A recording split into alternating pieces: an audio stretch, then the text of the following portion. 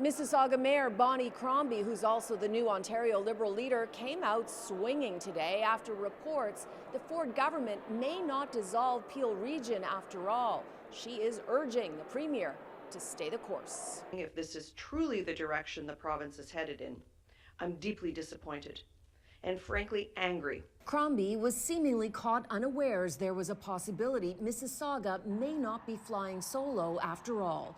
Today, Paul Calandra, the Municipal Affairs and Housing Minister, confirmed he is thinking about abandoning the plan to dissolve Peel Region.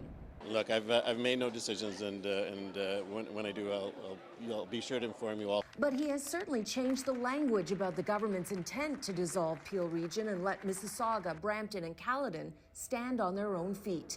Listen to how he now calls it a potential dissolution. The dissolution of Peel wasn't scheduled to take place until 2025. That is not how the government described it when they first announced the legislation in May. We're the only government, just think of it, in the history of Ontario, that's actually given people their independence. The legislation is called the Hazel McCallion Act. Before her death, the former Mississauga mayor had lobbied for the city to be free of Peel. My question is to the Premier. Which promise was true? The one that he made to Mayor McCallion as she was dying, or the decision to dissolve Peel Region?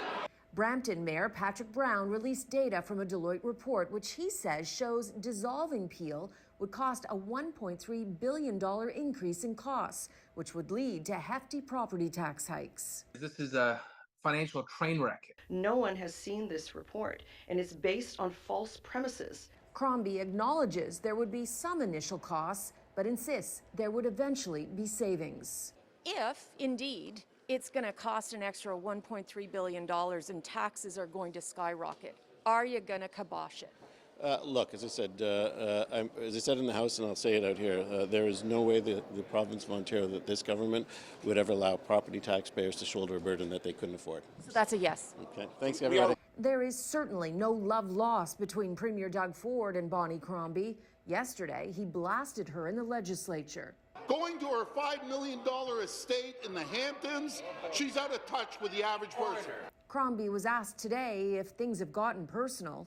The Premier and I disagree on a lot of things, but where we do agree is to cut red tape. Premier Doug Ford today said his New Year's resolution was to not get so personal in politics and urged everyone to be kinder. This, by the way, was the last day of this session. The legislature rose a week early. MPPs will be back at it in February.